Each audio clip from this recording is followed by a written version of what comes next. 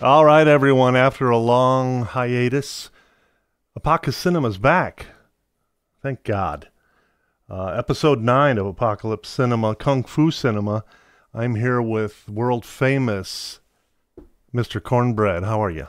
I'm getting over something, so I might sound a little congested, but besides that, I'm doing smashingly. All right. That's so good to hear because we are really excited to do this episode.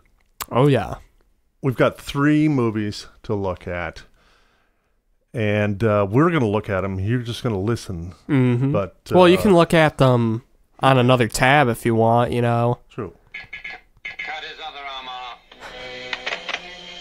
That's an example of what we're talking about here. Should know by now what it is for sure.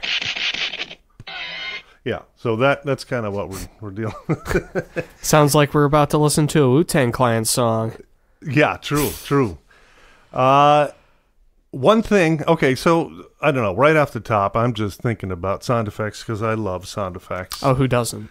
There are so many great sound effects in these films. Oh, my God, yeah. And I always wondered how they actually did them. These were usually late 70s, early 80s. Yeah. I guess they could have samplers, but I just have a feeling that they were just splicing these things together with mag tape and razor, because they're certainly not practical Foley effects when you listen to it, like, or those are exactly the same samples, just 2 times in a row. So, and I don't know what the hell that is. Oh, yeah. Well, you know, maybe it starts off as practical Foley, but they just throw it through like a synthesizer. I think they process it. Yeah, they process it to where it becomes that could be comical. This is the... Let's talk about this one first. This is sound from Crippled Master. Crippled Master. Which is... Is it Master or Masters? Masters, because there are 2 of them. So this guy is really mean, and he says to... Cut his other arm off. That's the guy after his arm's cut off, rolling down the stairs. Yeah, because it isn't bad enough they cut his arms off. They threw him down the stairs. They threw him down the stairs. And I don't know why they cut, who cares why they did it, but... Stole bread or something, or tried to vote. It's ridiculous. They cut both of his arms off. This is what they did back then. And again, I love movies that you could never make now, especially in the United States. Mm-hmm. This guy was maybe a thalidomide baby or something. He had like little tiny stumps of some sort coming out of his arm sockets.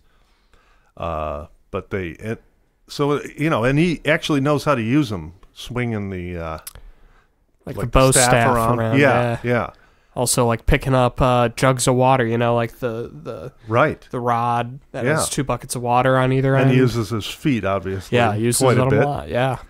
I think he was grabbing stones and whipping them with his feet, and really great stuff. Now, so the other guy is the guy that said, cut his other arm off.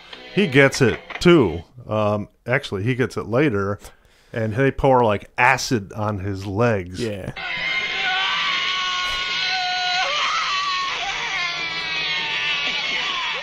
And the guy's laughing at him. These people are sadistic. Well, yeah. Anyway, they both end up, and so this guy also is obviously a crippled person, but they didn't cut his legs off. They just poured acid, so they just become like shriveled little useless. Still have feet. He still has feet, but they're like permanently crossed. He can't walk.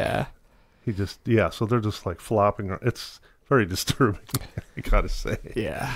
But great, because these guys are learning how to do badass. They are crippled masters. Yeah. So there's a great training sequence in there where they learn how to use the weapons and how to fight. with their disability. Right, exactly. Yeah. So that's a positive message for the young kids. Oh yeah, who have to get their arms cut off. When it comes to, like we were talking about earlier, kung fu almost exploitation, it seems like almost every character that is quote unquote crippled, they tend to be like the most powerful characters in the movie. Like, that's true. Yeah. Yeah. We're going to be talking about another one that has a crippled guy too. Like both the bad guy and the good guy are crippled. But in Crippled Masters, it's, of course, the horrific, the way they get that way. It's, as most of the Chinese kung fu movies are, it's the big, either it's the big government. It's more, the Japanese are actually more about the government and the taxes and gold. But the Chinese ones. The ninja samurai. Yeah. The Chinese are, of course, use the Japanese as evil interlopers. Which you can't blame them after Nanking. So, they hate each other. So they always use like Japanese samurai, or the Japanese girl is the poison dart thing. Oh, yeah, nasty. So in Crippled Masters, I don't think they really use the foreign element as much. Yeah. But they do get some good revenge. Let's put it that way. As you would hope. Yeah. It's just really a fun movie. And the way that it was just one of those where you're watching it and you can't quite believe that what you're watching is happening. Oh, yeah. There's a guy on the ground and he's just got these little spindly things. And he's flipping these bamboo poles around, hitting some guy in the head. Right. Knock him over. Yeah. And while together they make one great master, because one guy has no arms, one guy's got basically no legs. Yeah. So together they make a super ninja.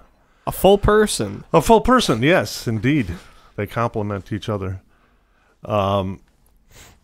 Again, the music is pretty standard in this one. That one, yeah.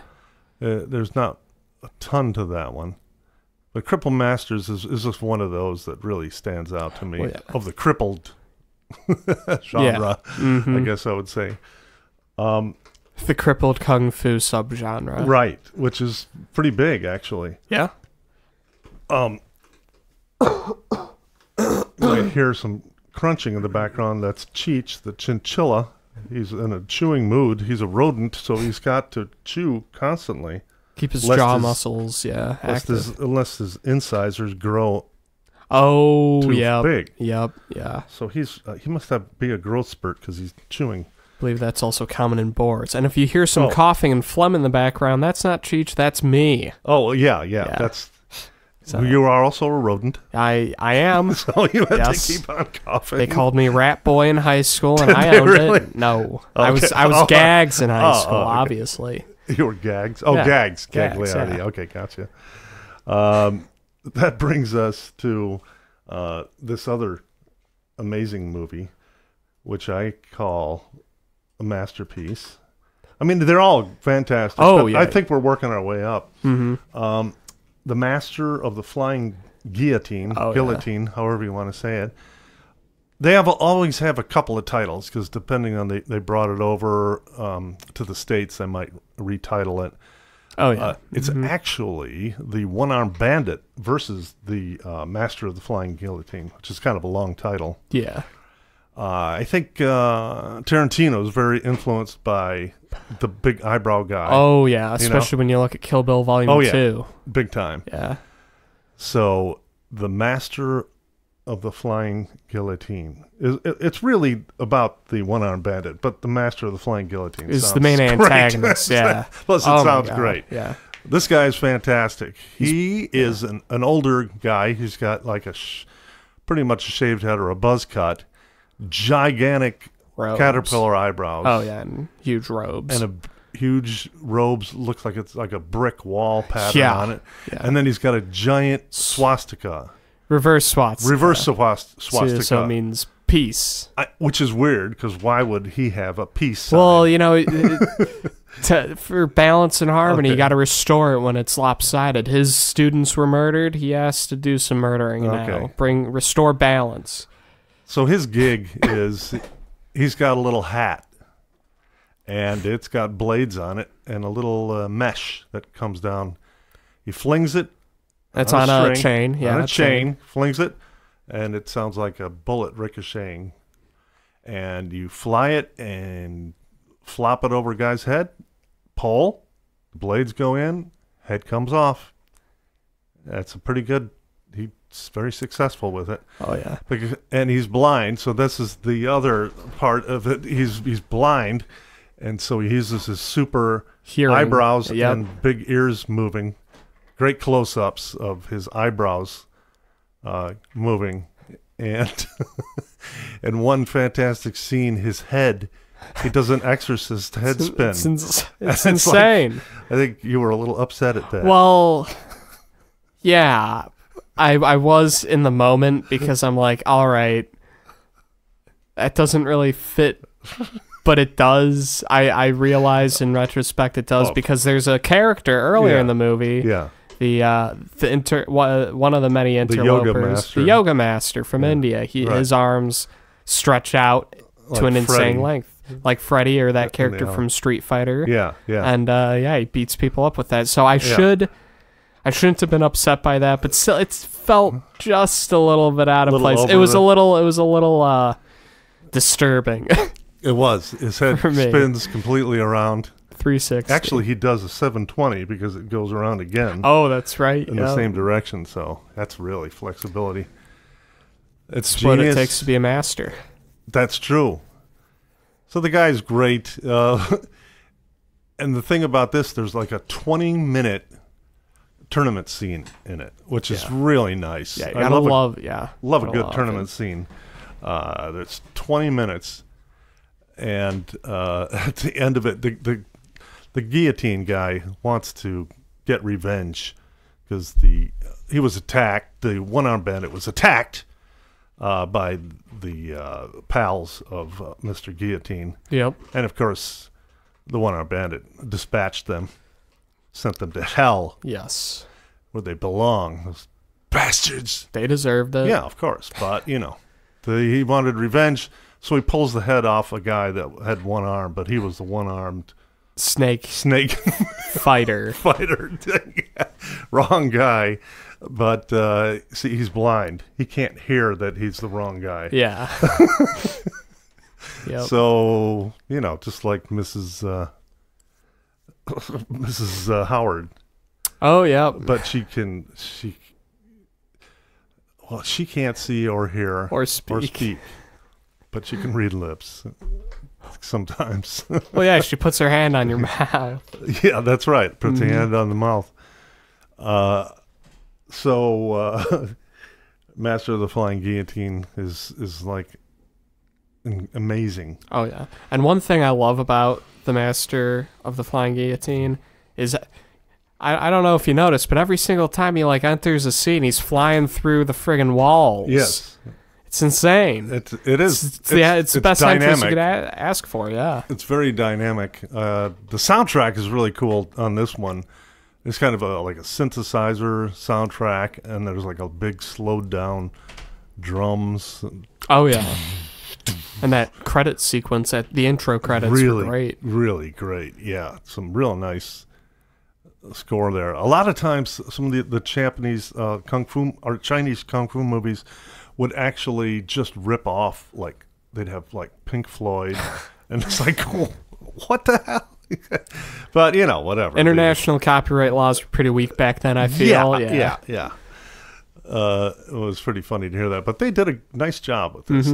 And the thing is about the sound effects in the Master of the Flying Guillotine, when they had the sequence with the tournament, they had different sound effects for each pair of people that come up. I don't know if we can. No, I can. Oh yeah, the trumpet. Or no, that's No. I'm just saying that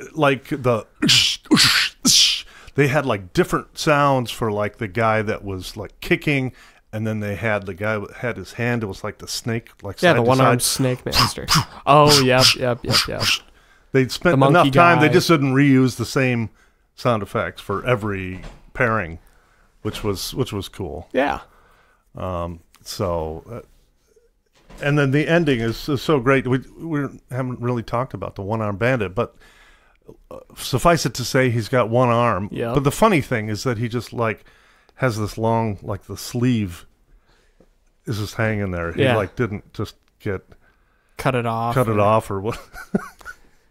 Well, you know, what if his other sleeve gets mangled? He doesn't want to cut that one off. Then he can cut the other That's one true, off. because he and did seem help very it. upset when someone tore the sleeve. Yeah. It's like, dude, it's just a sleeve. I mean, your arm's not even Oh. there. Well, it's... Maybe he's hoping it'll grow back. I don't know. But he's a good guy, and he's quite good with one arm. The brilliant thing about this one is he sets up this amazing trap for the Master of the Flying Guillotine. Mm-hmm. Sets up the great nest of bamboo poles. Yep. Bamboo So forest. that he flings his guillotine over the top of a bamboo pole, pulls that off, and then he lures him into town, into a coffin. Well, first into the bird shop. Oh, into the bird shop. Yes, Yeah. yes. So there's lots of little birds tweeting around, and that throws him off because his hearing is super fine. So he doesn't know what's going on. And then he gets into the coffin shop, kills the other guy that's working there, just doing his job. Just trying to do his job. I know. What an asshole. Yeah, I know. He's a jerk. As the guy said earlier, he's a vicious bastard. Yeah. And you know what? Maybe he is. maybe that sign of Buddhism and peace, it might actually be a swastika. I don't know. Yeah, it should be angled, I think, for him in red. Yeah. He put stormtroopers to shame. That guy, she's pulling heads off. Oh, yeah. Dude. Fucking insane. But it's really it's quite good. And he's got these great traps. And the great thing, the gimmick, is to have these spring-loaded hatchets Yeah. in the coffins, and these coffins in there, and he flings them off. So it like buries itself halfway into the guy's chest, and then he shoves it the rest of the way through. The guy's still standing, and then he just punches him so hard that he flies out Through of the the roof. bill. Yeah. Through the roof, Yeah. and The way he Yes. exits, the way he enters. that's the way he enters. That's true. That's a good wraparound kind of Yeah. thing. That's the way Bookend. It is a good bookend, and I think maybe from Sergio Leone, The Good, the Bad, the Ugly. Mm-hmm. I Flies think he right got it. into He rolls off the roof right into the coffin. that the one-armed bandit kicks out for him. That's right. And then he throws like a little Looks like a lay almost. layup. Yeah. So, yeah, it's like what Just a we don't know trinket. culturally. Yeah. There's probably more meaning. Oh, of course. Yeah, That there's we would cultural significance that we're ignorant to. We know nothing, but we can guess. Yeah. And that brings me up to what do you use cornbread for an itchy back? Usually I just lather myself up in antifungal cream. It usually doesn't do the job. I still itch. Well, now what do you use? What? Because of our latest and greatest advertiser. Back Up. Back up. Yeah. Haven't heard of this one. Yeah, Back Up. It's our new sponsor. Thank you, Back Up. Yeah, thank you. It's good for itchy backs. You know what? It's the itchy backs are the worst. Like if you have an itchy front, your arm, your leg. Yeah, it's easy to get to. You got your fingers. Very easy unless to you have get no to. Fingers. Right. Now you have back scratcher, but it's just never. It's not the same. Not the It's same. just wood. It doesn't feel like your fingers. It doesn't. No. It doesn't work. And you might get a splinter. That's why Backup is the first ever app that will scratch your back. It's basically Uber for back scratching. Yeah, someone within a 10-mile radius will come to your door for a low flat fee and scratch your back for you. That's right. And we have, it's of course brought to you by the amazing What Is It company. I know that name. I know, they are branching out, and they couldn't fit it under the aegis of just What Is It, so they decided to just make a new product. Whole new company as well. Whole new company, backup. And it also backs up your files, which is a good thing, to the cloud.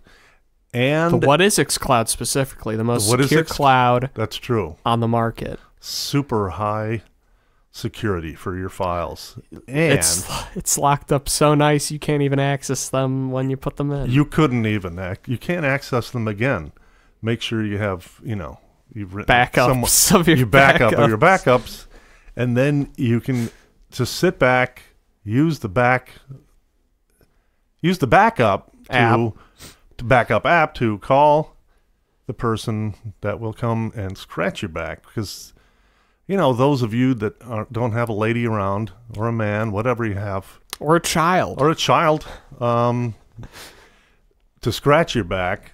The kids never know how to do it, but these are expert back scratchers. They know how to do it. They're trained. Yeah, they're trained well. And even you can learn from a quick video tutorial and make some money yourself. Sure. It's the beauty of backup. It's a good side gig for you. Oh, yeah. Yeah. I actually, I was playing Koi earlier. I, of course, know what backup app is. Yeah. I'm a big fan of it. In fact, I did the tutorial last week, decided to try and make some extra money on the side because What Is It stopped paying me for the adverts. Oh, okay. Oh, sorry. I think I might have told them something about you using the malfeasance of funds. What are you going to Kentucky? Remember the Kentucky trip? That was paid for. They said they were paying for that for me. Well, I don't know. It might have been a little mistake, but I didn't know that. Can you please talk to them? I will talk to them. I will talk to them about that, because I got evicted. Jeez.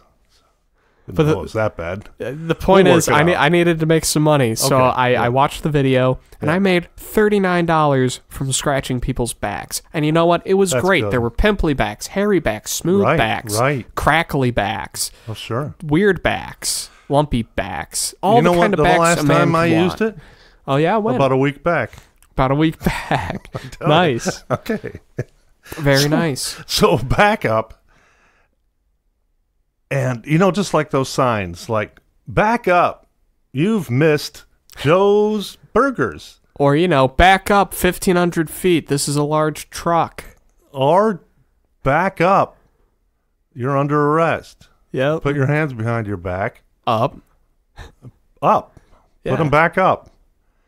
So, back up, our new sponsor, thank you very much. And enter code APOCACINEMA to get your first 13 back scratches on us. On us. Thank you very much to all you people who keep on using our sponsors. Please do. Now we've got one movie left, and then I don't know what we're gonna do, but we'll figure it out. Oh yeah. So we've talked about Cripple Master of the Flying Guillotine. If you're just tuning in, please see these. Oh yeah, because you will love these. You won't regret them. No. Now our favorite, and I don't think we could agree more on anything. The 5 Elements Ninja. Best kung fu movie I've ever seen. It is. It's just so incredibly perfect as a kung fu movie. 1982, Tian Chi-cheng starring. And you just can't believe how great this film is. It has everything you want in a film. It has deep characters. It has love. It has loss. It has complex feelings from people that you think might be antagonists, but they have a change of heart. If the characters feel real, they really do. But at the same time, they're hugely animated. I don't know how this director did it, but he did it well. It's just one of those perfect moments in kung fu history. Oh yeah, where it all came together. Mm-hmm. And we're not talking about that Karate Kid bullshit. Oh, my God. No, please. Please.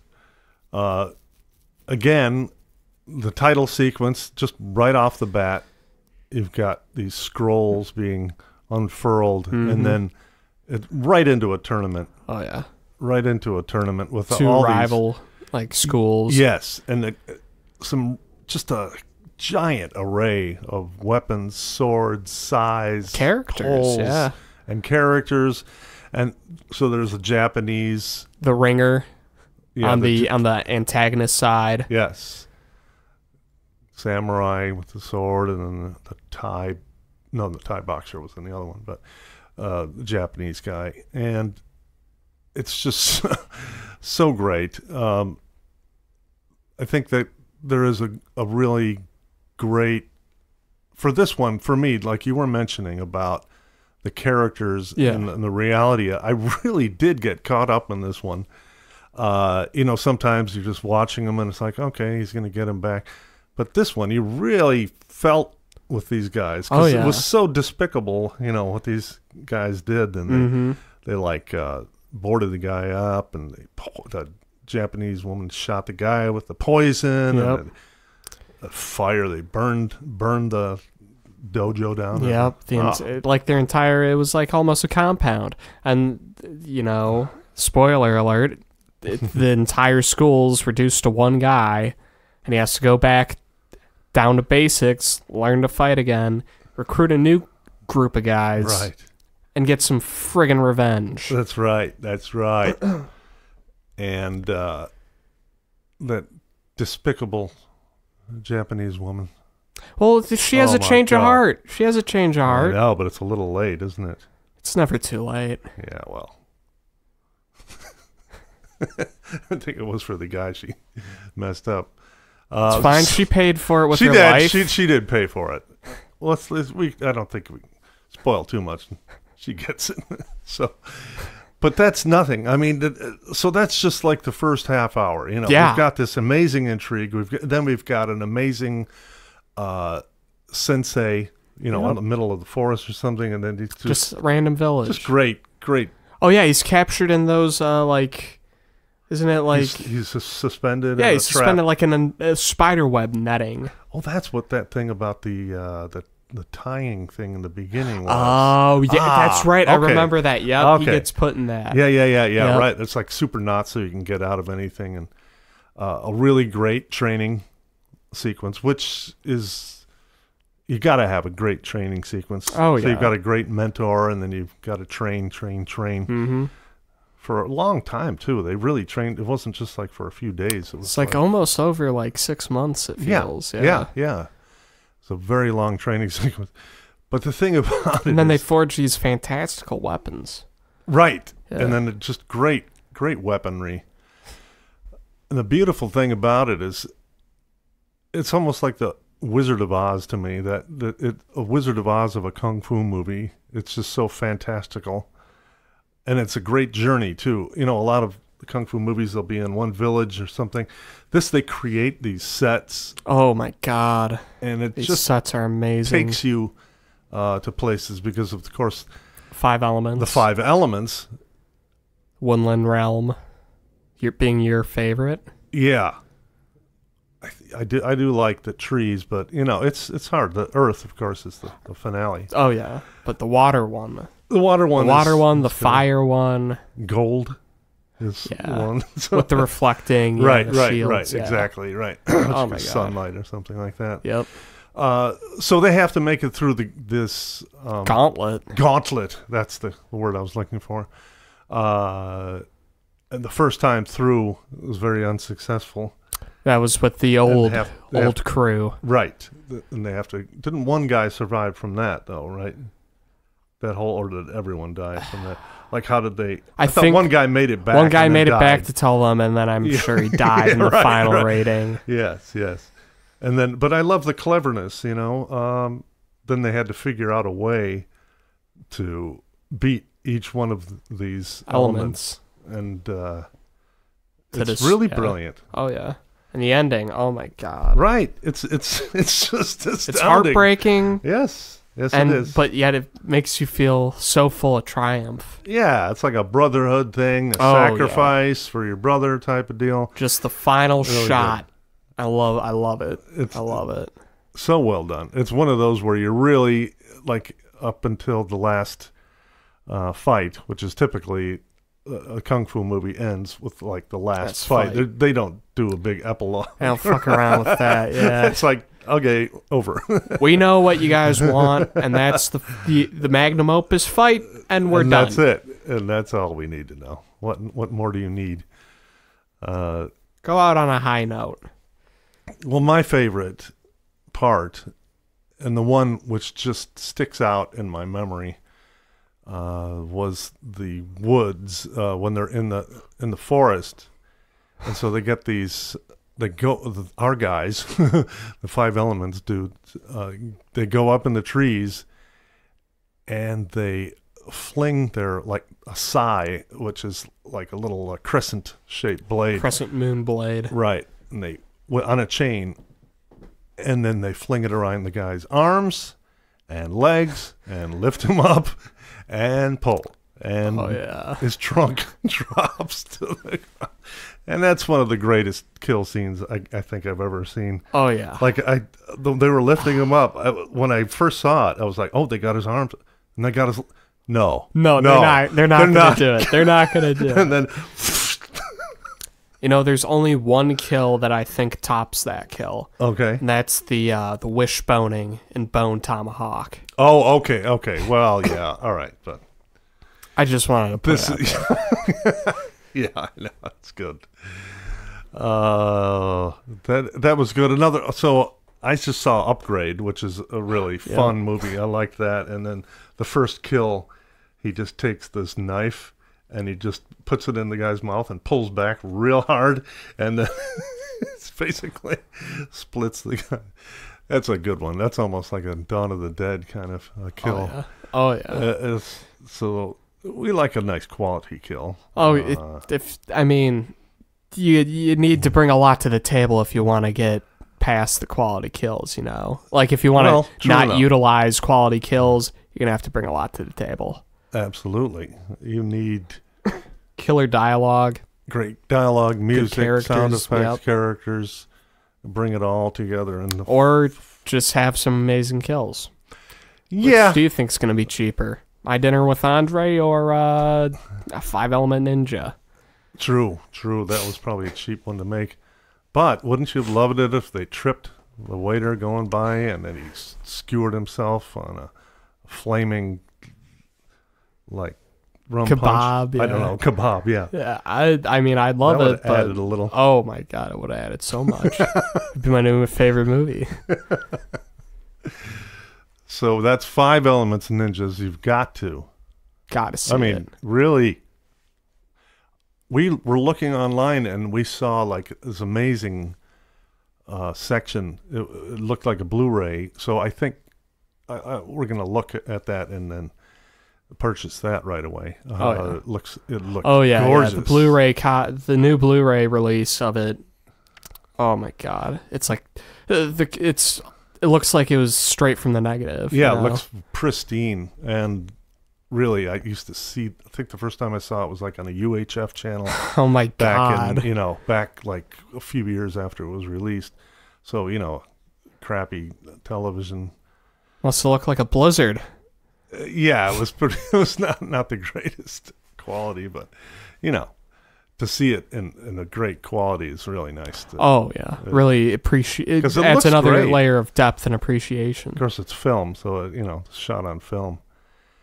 And now the Chinese cinema, the kung fu cinema, all comes from that Chinese operatic kind of theater. Oh, yep, and a lot of the clanging of the Chinese cymbals. Yep. Exactly, yeah. Jackie Chan came from the Chinese, it's kind of like, it's theater. It's definitely theater, and they would do this live, and then basically when cinema came along, they turned it into film. Yeah. And Jackie Chan has done some amazing things. Amazing stuff. The Drunken Master, right? Yeah. Police Story. Yeah, right. And then he got into his own thing. But yeah, when he was doing movies but for before others, that, like his early, like The Drunken Master is really amazing. just incredible. It's great. No one does their own choreography and stunts like Jackie does. No, which is great. And I think that's what you get out of a lot of these films, because they had basically these crews of people. Now there's what is it, Ugandan cinema? Ugandan action cinema, yeah. Right. It's basically, they've got nothing to do, really, in these towns. It's like a crappy town in Uganda somewhere, and they have like a town. These guys are just training, doing stunts like all the time, and they're making these really great. I mean, the quality of them is not good, but they are funny, and they're actually you feel really the good heart stunts. in them, Yeah, they're really doing good stunts. I have a feeling in the next few years we might see someone big come out of I think so. I think someone's going to latch on to that, because there was that one guy from the States that like just moved there. Yeah. He's like, you know what? Yeah. Why not? Yeah. And who knows? Maybe I'll be that lucky guy to exploit him and get him out of there. So what's a nigga? Yeah, this guy, he actually just basically talks along with the movie. The live action commentary. It's the best in Saving Captain Alex. Oh my god. That's probably my favorite, yeah. And then there's Big Black, or what is it? The other one? I thought it was called Bad Black, something like that. They're Saving Captain Alex, but it's kind of the same thing. The guy, I don't know, his wife is sick, and then he goes in with his little kid and robs the store. Yep. Yeah, we watched that. So great. And then it's just a crazy chase scene, and kid jumps out of the car, and it's shoot. Yeah. He's so Ugandan cinema, people. Oh yeah. Check it out. I was skeptical at first, but when I saw it, I was like, there's something about that really low production. Like he's just got a computer and a cheesy camera. Probably editing with iMovie on his Mac. Right. Yeah. Very funny stuff. We are, what are we at? 37? 37. I got some stuff that maybe we can throw in the middle or around. All right. So Rob, we had a pretty big event in film recently. Oh. Well, yeah. Good. That's I did want to talk. You want to talk about the Oscars? Yeah. Post Oscar. Sure. Yeah. Right. I forgot. I had something about that. What was it? Was it essentially just fuck Bohemian Rhapsody? Because that's how I feel. Oh my God! That's funny because roommate rented it on like I don't know, Xfinity or something. Oh yeah. And so and then I saw. He rented it. I'll breeze through this, and it was just about as bad as I thought it would be. What is that? That was a terrible performance. It was really lackluster. You got to understand, I grew up in the 70s, like in high school, and I was, listening to Ogre Battle. I mean, that was when Queen was like badass. Oh yeah. Yeah. They were no democratized. Get out of here. They were like an amazing like prog rock band really back then. It's pretty fucking ridiculous how many of the sound related Oscars they got. I feel that was bullshit. And I think, who was it? Sacha Baron Cohen was considered in there? He was pretty much a lock for Freddie Mercury, but the problem was, like, he wanted the movie to be more about, the movie should be mainly about Freddie Mercury. It should, really. But the lead guitarist to Queen, Mr. Unrelevant, but is now the face of the band, was like, no, let's make it about Queen. Right. Guess what? Queen wouldn't be where it is without Freddie. I'm sorry. That's very true. John Deacon's a good bassist, but that's about it as far as how good Queen is without Freddie Mercury. Right. It really should have been the Freddie Mercury story. Would have been much more interesting. Yeah. And I think they glossed over a lot of what happened to him. It's like, okay, really? You're just gonna do this little. But it's the story of piece. Queen. Yeah, whatever. Yeah. I was all that And crap scenes in the record. I don't want to slant the main actor who played Freddie Mercury, Raimi, whatever. Yeah, but he's all right. he didn't deserve best actor. Absolutely I think not. there were 3 actors before him I would have given it to. Mainly Bale, because his Dick Cheney, I haven't seen a performance like that in a long time. Christian Bale's, in my opinion, the best actor I've ever seen, better than James Dean. Wow. Yeah. He's amazing transformer. I mean, he is. You wouldn't even know that he's British, but then he goes and he turns into a fat old white American dude. It's like, wow. Just look at every single movie he's in. He makes it. He does a great Batman, of course, and Shaft. And Shaft, right? American Psycho. American Psycho, brilliant. Patrick Another Bateman. American that he plays so well. And then the boxing movie. Yeah, The where Fighter he's the with Mark Wahlberg. Oh my God. Oh my God. He's tremendous. I'm even a huge fan of Equilibrium. The gun. I love Kung Equilibrium. Fu movie. Oh I my thought God, that I want to watch it. Gun Kata. That movie is like such a sleeper. Oh yeah. And I love that film. It's kind of like Fahrenheit 451, yep. but it's cooler to me. Oh yeah, way cooler. It's way more interesting. Way more interesting. Yeah. And whoever thought of that gun kata whole angle was like amazing. I think it was originally like a graphic novel or even a manga. It makes sense that it would be. Yeah, it feels that stylistically 100% of the way. And so great. Yeah. So that was amazing. And of course the machinist. Yep. Oof. Right. And he lost a lot of weight for that. Only ate anchovies and an apple each day. Oh yeah. Yeah, he gave a lot for his art there. So there you go. What else do I want to say about the Oscars other than they're pretty much a load of shit? I mean, last year was fine. It seemed like they were catering, overcompensating. Yeah, and just the whole for fucking the whitewashing mess. All thing of 2 years ago. Well, that I don't think it was that primarily for me. It just seemed so like unfocused the whole time. Oh, we're not going to show best cinematography and best editing. Are you fucking kidding me? Yeah, that was... Don't even show the Oscars then. They should market the Oscars towards the people that are going to watch them, and that's filmmakers and fans of film. Think. Don't show any fucking commercials that aren't film related. Well, show us new trailers. Frankly, all that matters to me is the red carpet and who's wearing what. Fuck the rest of it. Well, I just want to that's see fine. Gucci. That's fine for you. Yeah. Watch the pre-show. fashion. That's what the pre-show is for, you know? I have fashion. That's the pre-show. Yeah.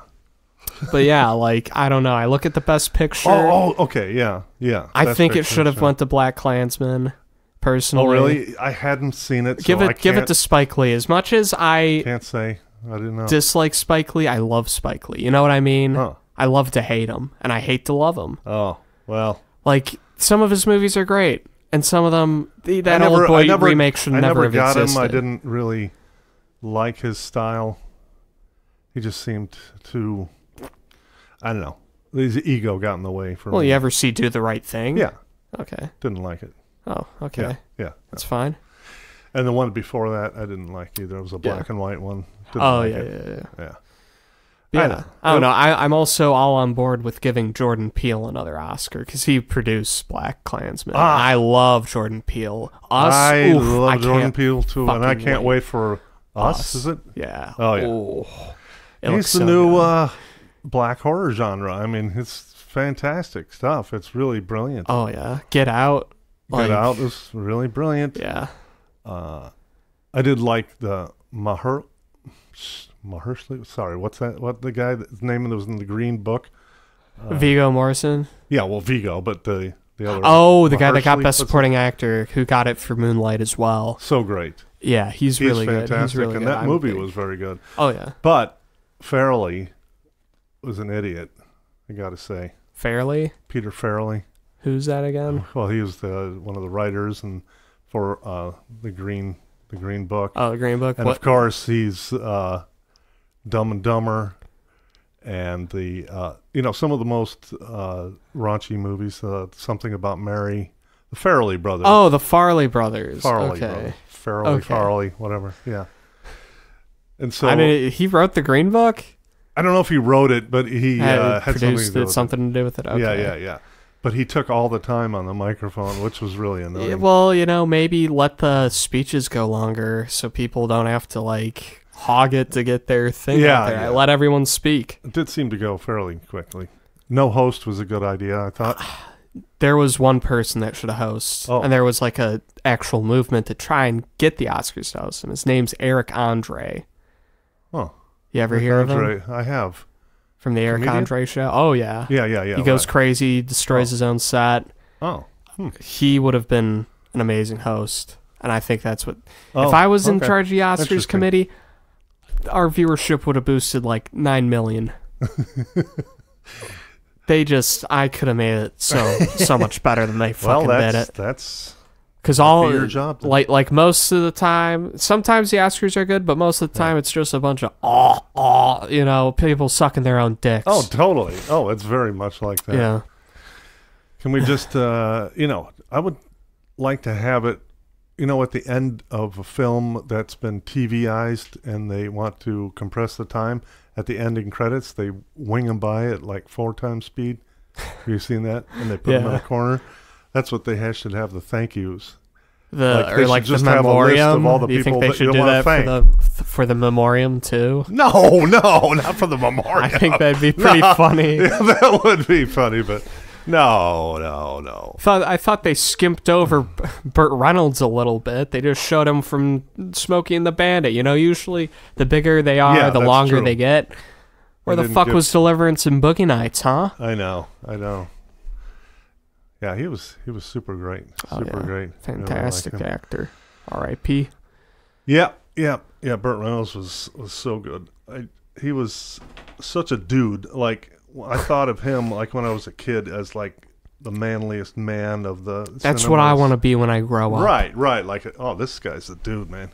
You get the women and he's tough. There were a couple of like detective movies that he was in too, which I really liked. It was very, very good. Starsky and Hutch? Was he in that? No.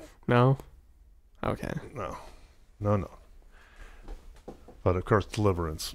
Oh yeah, Deliverance. And he did his own stunts, and that he's another stunt man. Oh yeah, which I always appreciate. Okay, my favorite stunt man is Stuntman Mike from Death Proof. Oh yeah. That was Kurt Russell, right? Kurt Russell, yeah. Yep. I love Kurt Russell so much. Kurt Russell is truly great. I really dig him. Looking forward to seeing him in the new Tarantino movie. I don't know what he's doing, but he's in it. Yeah, he always sells it pretty well. And of course, John Carpenter and Kurt Russell is a good combo. Great combo. Yeah. McCready. Oh yeah. Did you see the 4K?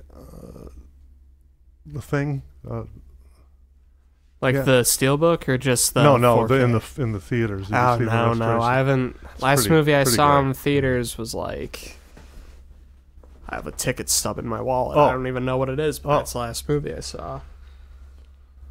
Glass. That was the last movie I saw. Which was not bad. Before then, I think it was Vice. Oh, okay. So I haven't seen that pretty yet. infrequently. Haven't seen that yet. Yeah. I saw Glass. You haven't seen Glass I yet? saw Glass, which was okay. You didn't like it? It was okay. I mean, it wasn't great, but I thought it kind of met my expectations of what it was going to be. Yeah. They had enough of... enough. Great James McAvoy. Can't get enough of him. He's fantastic. You ever see Filth? Yeah, right. Oh yeah. Oof. Yeah, McAvoy is quite versatile. Oh, yeah. Because he's just like a little guy, and then you see him, and he's all like a giant monster, beefy. It's like, dang. All right. He pumped it up pretty well, yeah. Yeah. That's impressive. Mm-hmm. Cheech, are you going crazy, man? Hey, Chinchilla is a maniac. All right, chill out, boy. Which brings us to our next a commercial. You know, it's time for spring. I really can't wait for spring. Yeah, I'm fucking done with winter. It's I've had bullshit. I've had it. It's the horrible weather. I'm not even asking for much. 40 degrees plus. I'll take it. Well, just keep the same thing. Don't rain, then freeze, then snow, then No more unfreeze. snow, please. Just, it's a. I'm hideous- coming to tears. Can't you hear me, seasons? Please just stop. Yeah, stop this madness. Bullshit. I agree. So Mrs. Howard is a holiday fanatic, and she has something for every season. This season, she's got the bunny cakes Ooh, for Easter. love me some bunny cakes. I know. You've heard of her the earthworm cake And surprise, and which of is course really nice. her world-renowned famous fruitcakes. Of course, the fruitcakes. Yes. What her Which name we- stay? That's right. Mrs. Howard's holiday fruitcakes brings you bunny cakes just in time for Easter. The bunny cakes have an unusual texture. It's like a furry texture. Well, we have Mrs. Howard in the studio right now. Hi, Mrs. Howard. How's it going? Thumbs up. Thumbs up. Thank Yep, you. doing Thank great. you. Why don't we ask her what's in the cakes? So, Mrs. Howard, what are in the bunny cakes? And now she's getting a little angry. Okay, all right. She's moving the, she's getting that wheelchair up and, ow. Oh, Okay. she can't walk anymore? This is news to me. She's been in a wheelchair for a little while. Didn't notice during her earthworm promo. Oh, yeah, Earthworm no. cake. Right. Was she in her chair then? Yeah. Oh, wow. Maybe I'm catching a little bit of what Mrs. Howard has. I'm going blind here. Blind, deaf, mute. Huh? Yeah. What'd you say? Right, exactly. Blind, deaf, and mute. Hello? Mrs. Howard. So anyway, well, she did indicate she looked over at the straw that I had put in the cage, and that's apparently part of it. It's like a natural straw. I think she's trying to communicate something else. Oh, I think she puts in actual rabbit into these rabbit cakes. oh, okay, rabbit. So it's like a Hassenpfeffer cake. What you would call it? It's not my vocab. The Hassenpfeffer is rabbit stew. Yeah, basically. That's the German. Never had rabbit. You never had rabbit? Well, except from these delicious rabbit cakes. Well, that's right. And it's tasty. Let me tell you. This is rabbit at its best. How about some rabbit a la mode? That means ice cream Okay. on the side. Sure. I like it. And the great thing about it is that you can keep these things around for a long time. Of course, Mrs. Howard's known for longevity. preservatives, There's yep. really great preservatives in there. Formaldehyde. Sure. The eye jelly of the rabbit eyes, somehow she found out from research that helps to preserve the gelatinous parts of the rabbit's bits. Delicious Scoopy Bits. And that she has chocolate-covered rabbit nuts also, which are really nice. You wouldn't think it would be good. But when in Rome. No, there's no rabbit butt. I don't think she has that. Oh, yeah. The sphincter part? No. Oh, and what is this? Yes? It turns out Mrs. Rabbit, Mrs. Rabbit? Mrs. Howard. Howard is informing me that there's a new pet food that Okay. she's offering. Good, They're good. called Delicious Rabbit Treats for your dogs. It's literally just the turd. Okay. Well, they're easy to Pick easy up. to pack up, Pellet. pick up. Yeah. They're nice and compact, and it's got all the nutrients. that your dogs love. Sure.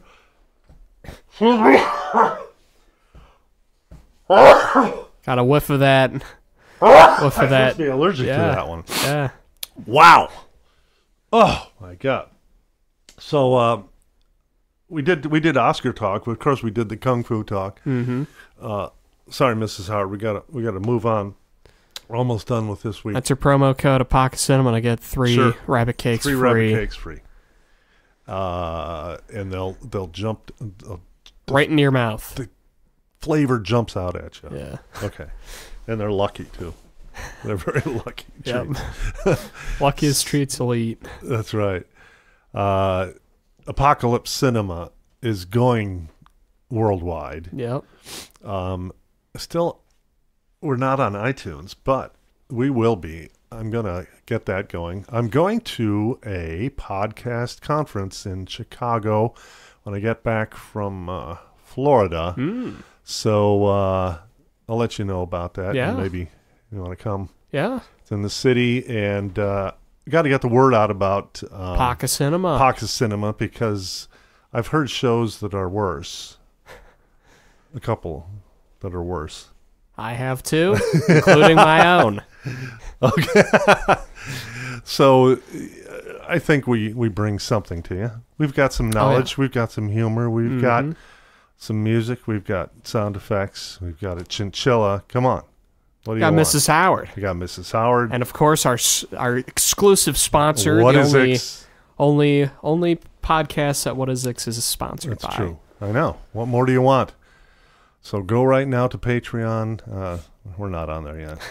So maybe check back. There are some podcasts that are annoying about the Patreon and grubbing for money. It's just, you know what? We're just gonna whatever. We're not gonna grub for money. We're gonna grub for Grubhub. Send us stuff on Grubhub. That's a good idea. We'll put in our address, and you just send us food whenever you want. You know, Taco Bell is free delivery from Grubhub for a limited time. That's why did I say that? They're not paying me. Bleep that out. I'll bleep that out. Just do top and then okay. You know. Okay. There you go. I agree. I agree. Marker for you. I wanted to get to this topic, and it really is applicable to any era of art or any art, but that is Roman Polanski, Bill Cosby. Very okay. Lucille Ball. Changed the mood quite quickly. Yeah, I did. I was having a great night. And then you Woody Allen'd me. And Woody Allen, right.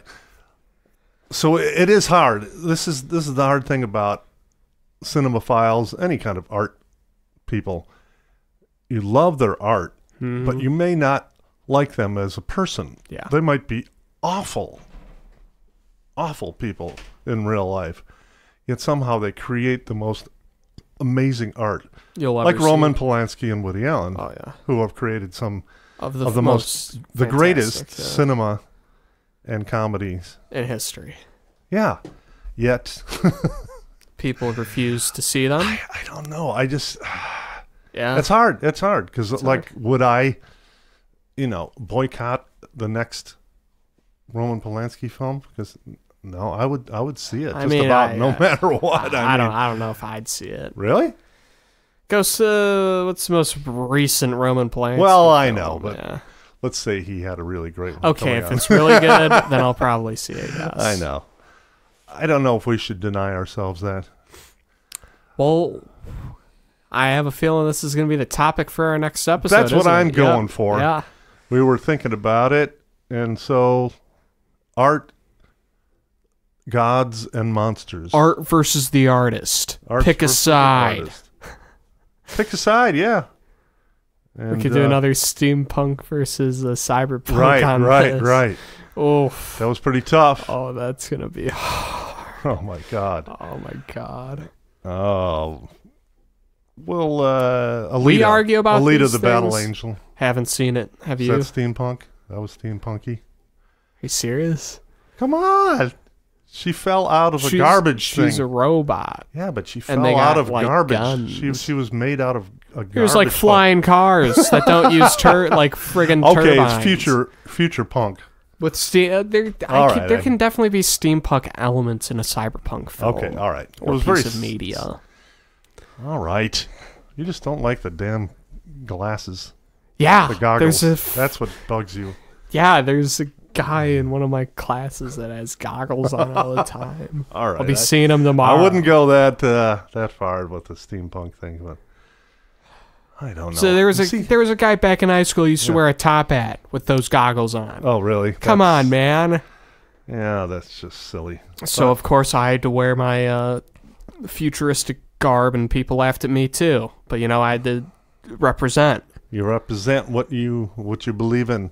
That's Remember, cyberpunk kids, superior. You represent what you believe in, no matter what it is. Unless Except it's if wrong. it's something wrong. Like really a bad. Nazi. Right. So don't wear that swastika like the master of the flying guillotine. Unless you can chop off people's heads. Do not pull people's heads off. It's not a good thing. Who's going to stop you? The police will. They will shoot you. They so will. Just don't even think about it. Unless you pull the policeman's heads off. Moral come. That's true, but you can keep on pulling them off. Until you get shot. Until you get shot. By a SWAT sniper. You will probably out of range, get shot. yeah. I know. Just don't do it. Should probably get a few heads, but don't do it. Don't do it. What am I saying? Don't even pull anyone's head off. Unless you really hate them. No. I mean, unless they're a terrible person. Unless like a they're a terrible pederast or something. You'd have to be really bad to get your head pulled off. Like a pederast. Right. Plants. And we'll talk about them next week. Next week, yeah. Plenty of them in the film industry. Thank you for tuning in to this week's episode of Apocalypse Cinema. Cut his other arm off.